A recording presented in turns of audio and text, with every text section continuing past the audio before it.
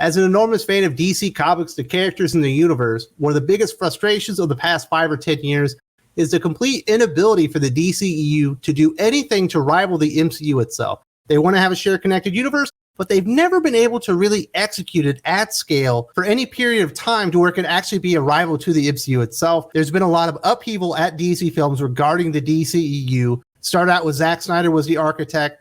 That didn't last very long. Then we got Joss Whedon. That was even shorter. They tried to bring in Walter Hamada to oversee it and really get something going. It never really gained traction under Walter Hamada. He did a lot of projects that were successful, and almost none of them were actually connected to the DCEU itself. I don't think that was ever going to be a long-term strategy for DC Films regarding a shared connected superhero universe, and DC Films is no more. And we finally have the names of the people taking over the new DC studios under David Zaslav. He's had 2 big priorities since taking over as the CEO of Warner Brothers Discovery: saving a lot of money, fixing the DCEU, making it a rival to Marvel Studios. He's been looking for his Kevin Feige for months now, and it turns out that is not exactly what he was looking for. We know behind the scenes there were a lot of power plays going on. We heard names like Matt Reeves, J.J. Abrams, The Rock and his 7 Buck Productions team, and even James Gunn.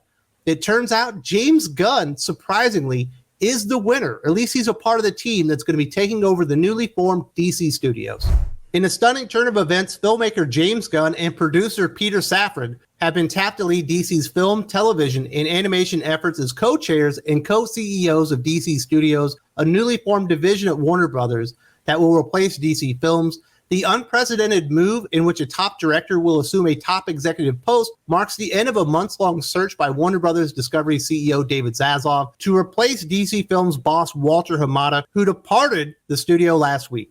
Thank goodness this finally happened, because it was starting to get embarrassing. It sounded like nobody wanted the job to be the Kevin Feige over DC Films. Obviously, we had heard the name Dan Lin. It sounded like he had been the closest to this point, but David Zaslav has his men. He has the people put in place effective November 1st, I believe, to lead the future of DC Studios now that they've gotten rid of DC Films, and do something with their movies, television, animation to really connect them so they can be, in theory, a rival to the MCU, which has certainly come down a few pegs regarding the popularity and consumer confidence with what they're doing over at Marvel Studios under Kevin Feige. Obviously, we've got Black Adam, which sounds like it's a pretty big success. We've also got the Shazam sequel, I believe, coming up on the horizons.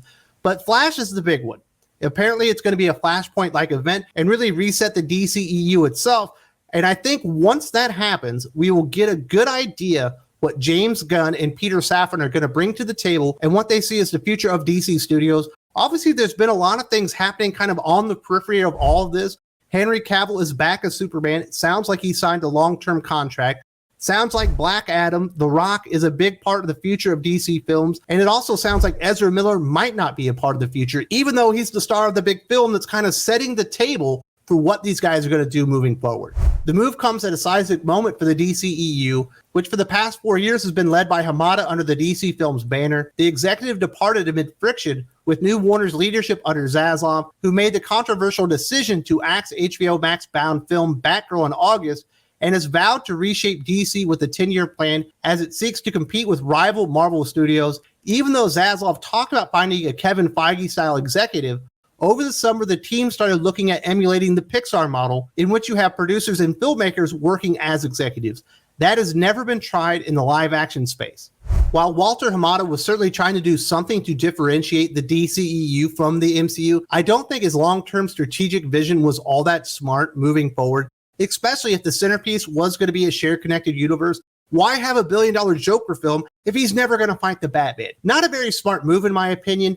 But I don't think going MCU light and just emulating everything they were doing at the MCU was a smart move either. There needed to be something to differentiate the DCEU from the MCU and really show it not only as a rival, but an alternative to what they're doing at Marvel Studios. I think this is pretty smart, taking a different direction as far as how you're going to oversee these properties. Who's going to make the decisions on creative? You have another person making decisions based on business reasons and stuff like that. And apparently they have worked together in the past. Safran has produced several of James Gunn's projects. And it sounds like James Gunn will also be directing a little bit here or there. but mostly his focus is going to be on DC films, and he is exclusive to DC Studios as well. We will not be seeing James Gunn return to the MCU within the next 5 or 6 years at least, because he's under contract and he's going to be solely focused on the DCEU moving forward. Whether this was a good choice, I guess, is up for debate.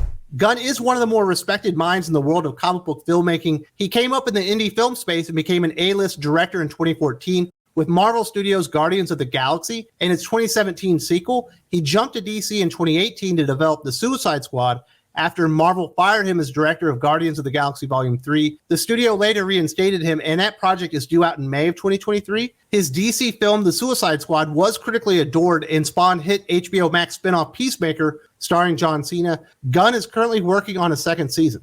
One of the things really holding back the DCEU itself and being really successful, I think, is the tone of the DCEU. It's very dark. It's very cynical. That started under Zack Snyder, obviously, with Man of Steel, Batman vs. Superman, and Justice League. Those were really dark takes on the characters, kind of in the mold of Christopher Nolan's Dark Knight trilogy, which I think was by design. I believe he executive produced Man of Steel as well. One of the weird things about this choice of James Gunn is, since Alan Moore's Watchmen, probably the most cynical take on superheroes in the history of the world is James Gunn's Super. If you've ever seen that one starring Rainn Wilson, it's funny, it's interesting, but I don't know if that's the guy I want being like the lead creative guy when it comes to everything DC related in movies, streaming, television, and animation. He has a very cynical take on superheroes. It works for the Suicide Squad. They're basically villains being coerced into doing heroic things. Peacemaker, while I thought it was really funny, like, it wasn't bad. I actually quite enjoyed it. I think if you're a Peacemaker fan, you probably don't like that one. And he certainly took the piss out of the Justice League at the end of that first season. So hopefully James Gunn doesn't just go out there and hire people with his idea of what superheroes are and being so cynical on those heroes, because it does not work for DC characters. Obviously, we have to see, once The Flash comes out, we start seeing what they're going to be doing. There are a lot of DC projects currently in production. We'll see what survives.